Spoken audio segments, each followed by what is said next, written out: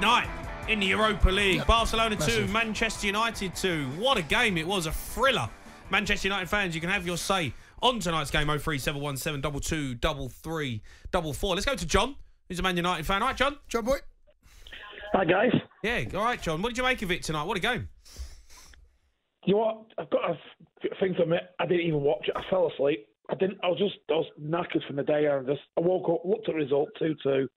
But nothing surprising me with this team at the moment, and especially with the manager that we've got. He's getting the best out of them players. We've got team spirit. I think 3 or 4 players next season after we get the new owners. Hold on, John. You ain't watched the game, John. John. I've seen the highlight. I've actually seen the highlights of the game. Highlights? The game after it. They don't count. What do you do for a living, John?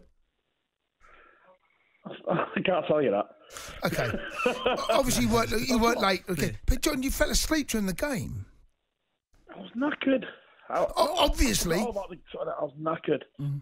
And I've turned the result on 2-2. Well, I have seen the goal, quite a lot of the highlights. Mm. I mean, we should have had a penalty. No, we should have had a red card as well, Barcelona. But there you go. That's VAR again. You should have a red card. Normally does. Well, yeah, it was 1-on-1. It was 1-on-1 with a goalkeeper. He brings him down as a penalty. I think you might have just been waking up at that point, John. No, I don't know. I think he's got a point. It's not a red card. Don't you think? It's a free kick on the edge of the box. It's a free kick on the edge of the box. It's not red card. It's not red card. It's free kick. But let's talk about the manager. He's been there, 7 months? And what a turnaround he's made in that time. He's got a team playing. He's got the dressing room together. Like last season, it was all over the place. We had players leaking information out to the press, which was it was disgusting what they were doing, and they got the manager sacked. But I think with the new owners, which we will be getting next, I mean, I'm not sure about these Qatar owners. I'm not sure if we do get them. But we can't do nothing about that. If they buy it, they're gonna pay the most money for it, and we're stuck with it. But we really do need to invest in the squad in the summer because it really is short. With the injuries that we've got, you've got Rashford basically carrying the team at the moment with the goals. Martial will never be fit. I think get rid of him in the summer if you can get rid of him because he's never going to be fit. Get a decent number, like I said, number 9 or number 10 with Rashford. You don't sound very confident. You don't sound very confident, John, considering you've just played out an absolute thriller against Barcelona that you didn't watch. Yeah, we can't get overconfident, can you? That's just going to be a bit arrogant. You know what I mean? We just got to take it as if. Well, I'm just looking to next season. We're not going to win the league. Come on, let's get real now. You're not in a title race. Don't think you're in a title race? No. I think we're in a title. We're in for second place. I think Arsenal are going to implode. Really are going to implode even more than what they have done. So we could get second. That's an improvement again. And I'm manager with his first season in English football. Yeah, he's amazing. I was wary when he first come in. I was a bit wary when he first come in. When it's a new manager, is he going to do okay? But he's done more than what I expected him to do. All right, John, thanks for your call. I agree with John. I mean, I wish I had as much sleep as he had. John is absolutely right. Ten Hag has been brilliant. Yeah, yes. So I'll say it again. Who would have thunk it, right? You get a good coach. In fact, I'll rephrase that. A brilliant coach, brilliant manager, in charge of a very, very good squad that have been underachieving. And who knew that players like Wan-Bissaka, I'm going to throw, obviously Rashford is top of the list. I'm going to put in a number of players here. Obviously Wan-Bissaka is the top of the list there because for me that you think about who he was and what he was when he moved from Man United for £50 million. Maguire came in against Leeds. All right, he made that one mistake. He will make players better. He's made Man United better. He's made Maguire better. He hasn't played him. He did play against Leeds the other day. Yeah, but they won 2-0. He's now playing Maguire, who's not his number one, away at Leeds. That is a tough place to go. It's a tough place. One of the most hostile grounds in English football, Ellen Road, especially when you're a Man United player. Throw him in, puts him in. There you go. Deal with that. All right. Leeds, I thought over the 90 minutes might have come away with something, but you know what? Rashford at the other end produced a bit of brilliance. All of a sudden, he brings off the bench, getting that show 2-0. All of a sudden, job done. Ten Hag is a brilliant coach, a brilliant manager. They have been missing this United. They've wasted 3.5 years since Jose left. And now you start to see what could have been under a better manager. Yeah, absolutely. I agree with you. Let's go to Ads, who's a Man United fan. Is Ads there or has he dropped off? Ads? How we doing, guys? You good? Yeah, good, Ads. What did you make of it tonight? It was an absolute thriller. Great game. End-to-end football. Rashford was the star of the show. Casemiro was excellent. I thought it was a really good Manchester United performance. Yeah, I think if you told me at the start of the game would I take a 2-2 draw, I would have bitten your hand off. But I think after the way we performed, I think like you said, Jason, at the start, and I think Ten Hag said it's disappointing that we didn't win it. Yeah.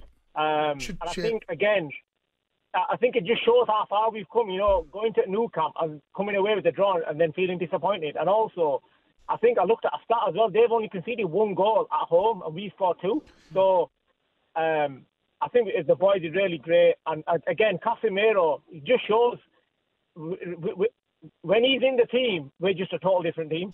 Let me ask you something. I agree with everything you said, Az, but I did smile the fact that when the second goal went in, it was Casemiro's mistake, and the commentary that I was listening to on BT, no one mentioned it was his mistake, and I found it very interesting. Had it been Luke Shaw or had it been Maguire or Fred, something would have been said.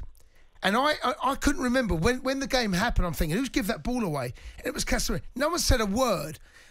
I think if we're going to heap praise, and we're going to heap praise on Casemiro, I think it's only fair and right we say, do you know what? He was half responsible for that goal.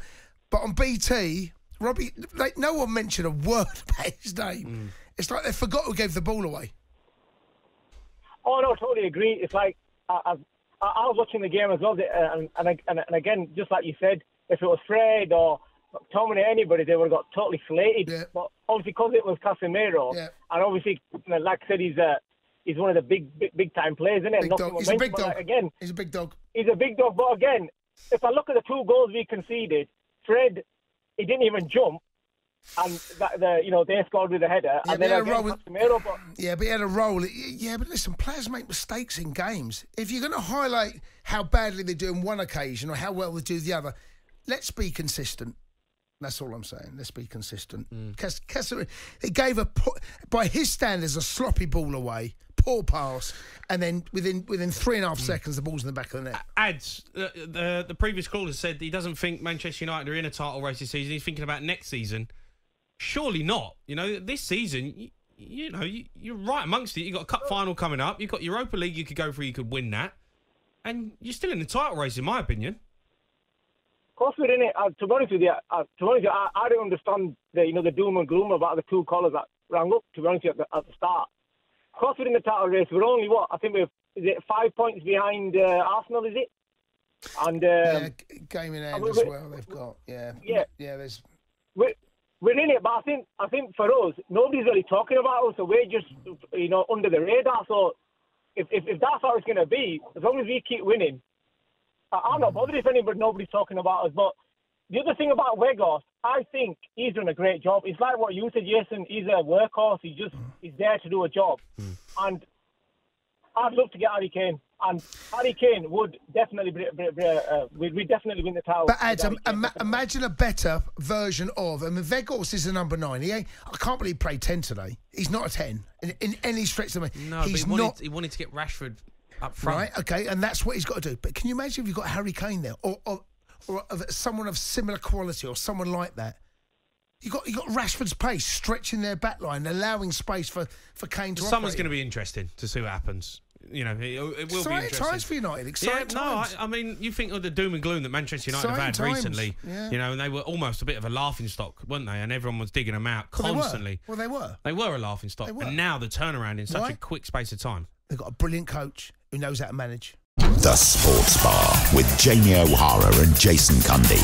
Monday to Thursday nights from 10 on AM, on DAB, via the talkSPORT app and on your smart speaker. talkSPORT.